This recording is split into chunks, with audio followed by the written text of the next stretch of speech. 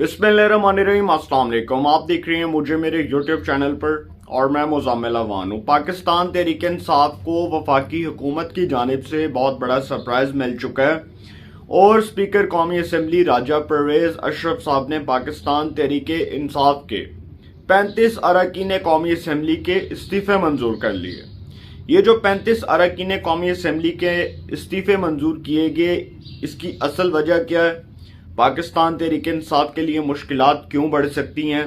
और इस साल पाकिस्तान तहरीक इंसाफ जो सोच रही है कि इंतखाबात होंगे तो इंतखाबात का जो इनकाद है वो नामुमकिन क्यों नज़र आ रहा है? इन तमाम चीज़ों के ऊपर बात करने जा रहा हूँ, बड़ी डिटेल से बात करने जा रहा हूँ। और आपको एक और इम्पॉर्टेंट बात बताता चलूँ कि ये जो 35 अरकान कौमी असम्बली के इस्तीफ़े मंजूर किए गए हैं, स्पीकर कौमी असम्बली राजा परवेज़ अशरफ साहब ने वफाकी हुकूमत के मशवरे के बाद ये फैसला किया कि इन 35 अरकान कौमी असम्बली को कौमी असम्बली से किक आउट किया जाए। इससे पहले जब इस्तीफ़े मंजूर किए गए थे तो इमरान खान साहब ने ऐलान किया कि जी मैं 9 सीटों पर ज़िमनी इलेक्शन लड़ूंगा, और अब वो ऐलान कर रहे हैं कि अब वो इन 35 सीटों के ऊपर इलेक्शन लड़ेंगे। वैसे मुझे हैरानगी तो इस बात पर होती है कि इमरान खान साहब जो हैं वो तोशाखाना केस में डिस्क्वालीफाई हैं। इलेक्शन कमीशन के फैसले के मुताबिक उनको नाअहल करार दिया गया है, तो वो इंतखाब में हिस्सा कैसे ले सकते हैं, वो इलेक्शन में हिस्सा कैसे ले सकते हैं? अब इसके ऊपर एक फड्डा पड़ चुका है, और वो फड्डा ये है कि जी ये कुछ लोगों का ज़हन है और कुछ लोगों का ये गुमान है कि इंतखाबात हो जाएंगे। चूँकि पंजाब असम्बली टूट गई, KPK असम्बली भी डिज़ोल्व हो गई, और महमूद खान साहब ने गवर्नर खैबर पख्तूनख्वा को वो समरी भिजवाई, और वो जो समरी है हाजी मोहम्मद अली साहब को जो मिली वो असम्बली तहलील होने से मुतल्लिक है।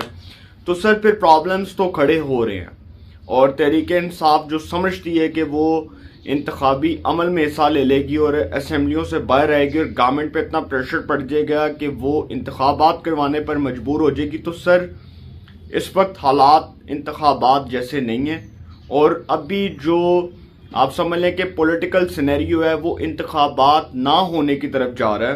क्योंकि जिस तरह के हालात हैं, हमारे इकॉनमी के हालात आपके सामने हैं, मईशत किस तरह से डामाडोल है, और देख लें कि मुआशी हालात बदतर हो रहे हैं, दिन ब दिन बदतर हो रहे हैं। क्योंकि जब भी इस तरह के वाक़यात होते हैं तो मईशत के ऊपर बड़े जो है ना वो मनफी असरात आते हैं। तो इसी तरह जो है अगर कोई समझता है कि इंतखाबात हो जाएंगे और उसकी मनमानी और उसकी मर्जी और उसकी मंशा के मुताबिक सब कुछ हो जाएगा, तो ये इम्पॉसिबल है। अब ये जो 35 अरकान कौमी असम्बली के इस्तीफ़े मंजूर किए गए, ये जी असम्बली में शहबाज शरीफ साहब को जो एतमाद का वोट लेने के लिए इमरान खान साहब कह रहे थे कि जी मैं आरिफ अलवी साहब को कहूँगा, और आरिफ अलवी साहब सदर मुमलिकत शहबाज शरीफ साहब के ऊपर प्रेशर डालेंगे कि ये असम्बली से एतमाद का वोट लें। तो सर ये कार्रवाई रोकने के लिए हुकूमत ने बहुत बड़ी चाल चली, और हुकूमत ने एक ऐसा सरप्राइज़ दिया कि वफाकी हुकूमत ने तहरीक इंसाफ को हैरान परेशान कर दिया। अब शाह महमूद कुरैशी साहब कहते हैं कि जी हुकूमती बदनीयती है और हमने इस्तीफ़े बिल्कुल दिए लेकिन एक साथ मंजूर नहीं हुए। तो सर वो भी हो जाएंगे जो 35 अरकान कौमी असम्बली के इस्तीफ़े मंजूर किए गए। इससे पहले भी उन्होंने इस्तीफ़े मंजूर किए और इसके बाद फिर इस्तीफ़े मंजूर होंगे। तो बहुत अच्छी बात है कि तहरीक इंसाफ जो है वो इंतखाबी मैदान में आना चाहती है और इंतखाबात में हिस्सा लेना चाहती है। लेकिन इंतखाबात क्यों नहीं होंगे, इसकी रीज़न मैं आपको आगे जाकर बताने जा रहा हूँ। लेकिन उन 35 अरकान कौमी असम्बली के नाम बताने जा रहा हूँ, और इसमें जो बिश्तर इस्तीफ़े मंजूर किए गए वो कराची, इस्लामाबाद, उसके बाद पिंडी की 2 सीट्स हैं, फवाद चौधरी साहब की एक जेलम की नशस्त है, और इसमें जो ज़्यादातर इस्तीफ़े हैं वो कराची और खैबर पख्तूनख्वा को टारगेट किया गया। तो इसमें मैं आपको नाम बताता चलूँ कि जो 35 इस्तीफ़े मंजूर किए गए हैं उसमें जी मुराद सईद, उमर अयूब, परवेज़ खटक, इमरान खटक, शहरियार अफरीदी, अली अमीन गंडापुर, नूरुल हक कादरी, राजा खुरम नवाज, अली नवाज अवान, असद उमर, सदाकत अली खान, गुलाम सरवर, शेख राशिद शफीक, शेख रशीद, मंसूर हयात खान, फवाद हुसैन चौधरी, सनाउल्ला मस्ती खेल, हमाद अजहर, शफकत महमूद, आमिर डोगर, शाह महमूद कुरैशी, जरताज गिल, फ़हीम खान, सैफुर रहमान, عالمگیر خان، علی حیدر زیدی، آفتاب صدیق، عطاء اللہ، آفتاب جہانگیر، اسلم خان، نجیب ہارون، قاسم سوری، عالیہ حمزہ اور کنول شوذب۔ عالیہ حمزہ اور کنول شوذب صاحبہ جو ہیں یہ خواتین کی مخصوص نشست کے اوپر ایم این اے تھیں، وومن کی ریزرو سیٹ کے اوپر ایم این اے تھیں، اور ان دونوں کا بھی استعفیٰ منظور کر لیا گیا۔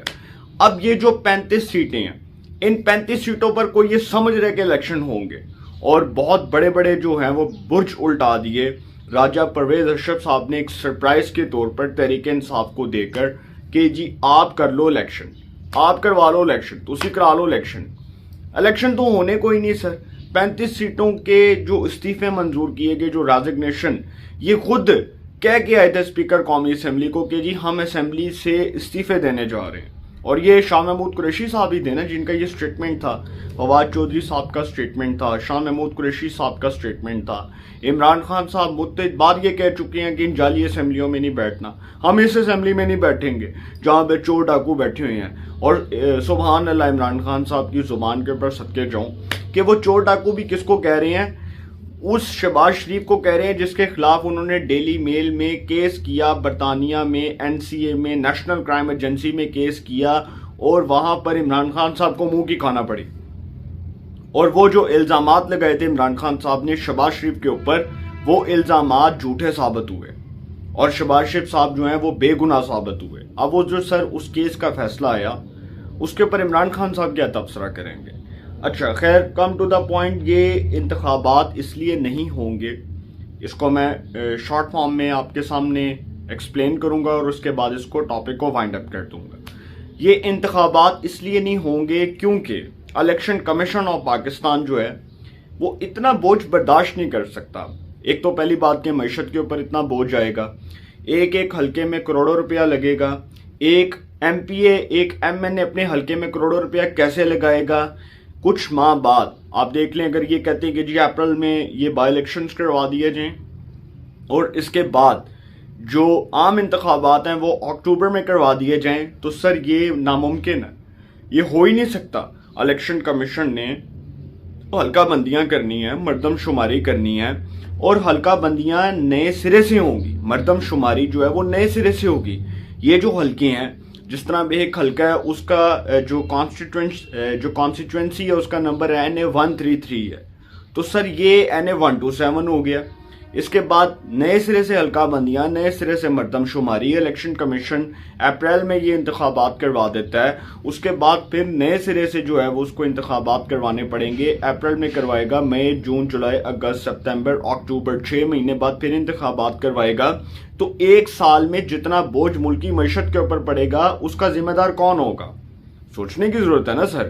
یہ تو بے وقوفوں کی طرح سمجھتے ہیں کہ جی بہت آسان ہے، انتخابات ہوں گے اور ہم انتخابات جو ہے وہ کروا دیں اور اس کے بعد ستہ خیرہ تحریک انصاف آ جائے اور 2 تہائی اکثریت مل جائے۔ بہت اچھی بات ہے تحریک انصاف کو مینڈیٹ ملے، عوام اس کا مینڈیٹ تسلیم کرے گی، لیکن یہ جو ملکی معیشت کے اوپر بوجھ پڑے گا اس کا ذمہ دار کون ہوگا؟ تو سر الیکشنز نہیں ہونے، انتخابات جو ہیں وہ نہیں ہوں گے، اکتوبر میں ہی ہوں گے۔ نگران سیٹ اپ بیٹھے گا اور وہ اتنے ماہ قیام کرے گا، اور ہو سکتا ہے، میں آپ کو یہ بات کنفرم نہیں کر رہا، لیکن جو میرے پاس ذرائع کے مطابق خبر ملی مجھے، اور جو مصدقہ خبر ہے، مصدقہ اطلاعات سے مجھے موصول ہوئی ہے، وہ یہ ہے کہ جی اس بار جو ہے نا، نہ اپریل نہ اکتوبر، انتخابات ایکسٹینڈ ہو سکتے ہیں، انتخابات جو ہے اس کی ڈیٹ آگے جا سکتی ہے، تو دیکھتے ہیں کیا ہوتا ہے۔ لیکن اس سال انتخابات ہوتے مجھے نظر نہیں آ رہے۔